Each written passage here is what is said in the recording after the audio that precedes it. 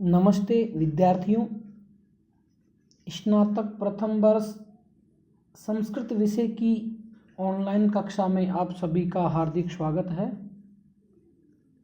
हम महाकवि भर्तृहरि के द्वारा लिखित नीति शतकम का अध्ययन कर रहे हैं। अध्ययन श्रृंखला में आज हम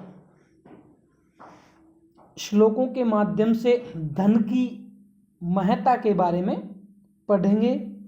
श्लोक हैं जातिर्यातुरसातलं गुणगण तस्याप्यदो गच्छतां शीलं शैलतटात् पतत्वभिजन सन्धय्यतां बहनिना शौर्ये वेरिणि वज्रमासु निपततु अर्थोस्तु न केवलं येनेकेन विना गुणास्तृणलव प्रायः समस्ता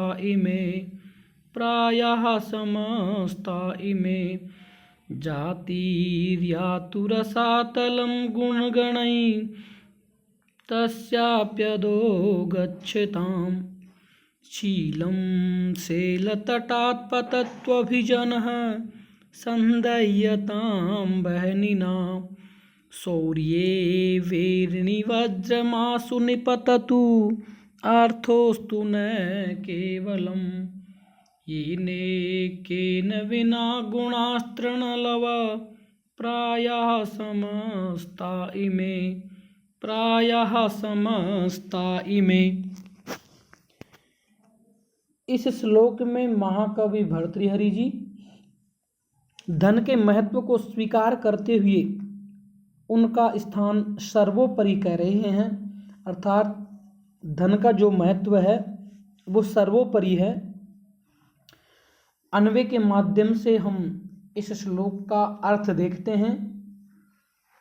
कवि भर्तृहरि जी इस श्लोक में कहना चाहते हैं कि जाति ही रसातलम यातु, जाति रसातलम यातु, जाति चाहे पाताल में चली जाए, रसातलम पाताल में यातु चली जाए, अर्थात कुल आदि चाहे पाताल में पहुँचे।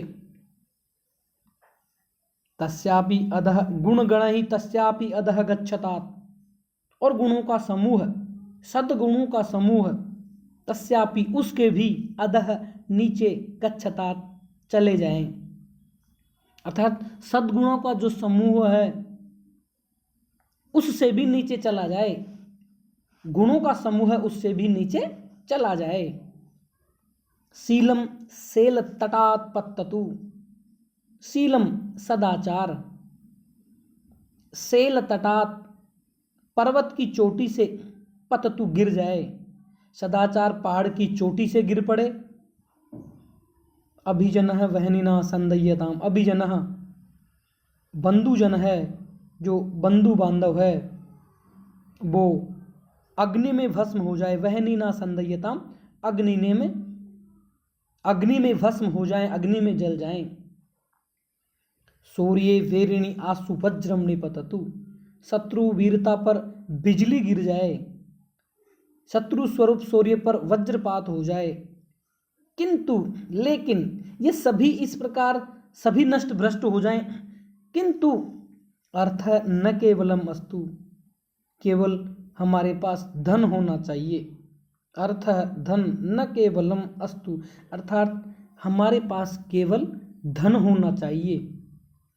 येन एकेन बिना इमे समस्ताः गुणाः तृणलव प्रायः भवन्ति, येन एकेन बिना, जिस एक के बिना, इमे समस्ता गुणः, ये सभी गुणों का समूह या ये सभी जो गुण हैं वो तृणलव प्रायः भवन्ति, तिनके के छोटे टुकड़े के समान है, तुच्छ तिनके के समान हो जाते हैं। अर्थात इस श्लोक में भर्तृहरि जी कहते हैं कि जाति चाहे पाताल में चली जाए, सद्गुणों का समूह उससे भी नीचे चला जाए, बंधुजन अग्नि में भस्म हो जाएं, शत्रु वीरता पर जाए बिजली गिर जाएं, हमें तो केवल धन मिलना चाहिए, जिस अकेले के न होने पर ये जो सभी समूह हैं, गुणों के समूह हैं, वो तिनके के छोटे टुकड़े के समान हैं। अर्थात केवल धन के बिना ये जो तिनके के समान हो जाते हैं, सभी गुण बिल्कुल तुच्छ पड़ जाते हैं धन के आगे। तो हमें केवल धन प्राप्त करना चाहिए या हमारे पास केवल धन होना चाहिए, ऐसा इस श्लोक में बताया है। क्योंकि धनवान के पास सभी गुण और आवश्यक पदार्थ अपने आप आ जाते हैं। धन ही सुख समृद्धि को बढ़ाता है। इसलिए जाति, गुण, शील, वंश आदि की चिंता न करके धन का अर्जन करना चाहिए। क्योंकि बिना धन के उक्त समस्त गुण तिनके के समान निस्सार ही हैं। धन ही जीवन का परम लक्ष्य है। इसलिए मनुष्य को धनार्जन के लिए प्रयत्नशील रहना चाहिए। इस श्लोक में धन की महिमा बड़ी महान है, ऐसा कहा गया है। जिस व्यक्ति के पास धन वैभव न हो, उसको कुल, जाति, गुण और सदाचार आदि सब व्यर्थ से जान पड़ते हैं। इसलिए धन की ही सर्वत्र प्रधानता है। उसके अभाव में मनुष्य निष्प्रभ सा हो जाता है, निष्प्रभाव हो जाता है। इसलिए मनुष्य को धन का अर्जन करना चाहिए, क्योंकि विश्व के सब उत्तम पदार्थ इसी के अधीन होते हैं, ऐसा इस श्लोक में भर्तृहरि जी ने बताया है। इस श्लोक में शार्दूल विक्रीडितम छंद है। अगला श्लोक है तानीन्द्रियाणि विकलानि सकलानि तदेव कर्म सा बुद्धिर प्रतिहता वचनम तदेव अर्थोष्मणा विरहित पुरुष क्षणेन सोऽप्यन्य एव भवतीति विचित्रमेतत्। तानीन्द्रियाणि विकलानि सकलानि तदेव कर्म सा बुद्धि प्रतिहता वचनम तदेव अर्थोक्ष्मणा विरहित पुरुष क्षणेन सोऽप्यन्य एव भवतीति विचित्रमेतत्। इस श्लोक में वसंत तिल का छंद है, जिसका लक्षण है उक्ता वसंत तिल का तब जा जगोगे। उसी की राह पर ये श्लोक है। तानीन्द्रियाणि विकलानि तदेव नाम सा बुद्धिर प्रतिहता वचनम तदेव अर्थोस्मणा विरहित पुरुष स एव त्वन्यक्षणेन भवतीति विचित्रमेतत्।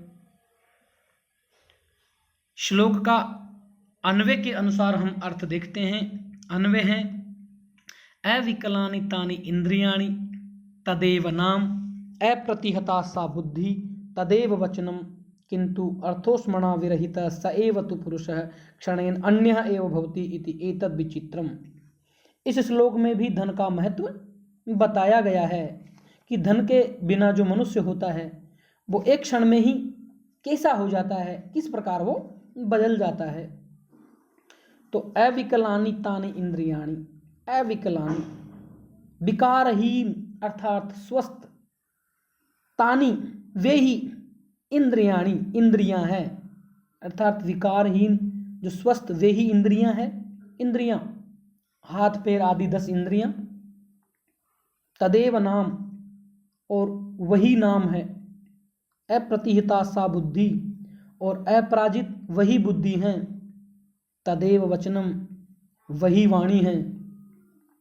अर्थोस्मणा विरहित स एव तु पुरुषः और धन की गर्मी से हीन स एव तु पुरुषः वही पुरुष हैं। क्षणेन अन्यः क्षण भर में ही दूसरा हो जाता है। इति एतद् विचित्रम यही आश्चर्य है।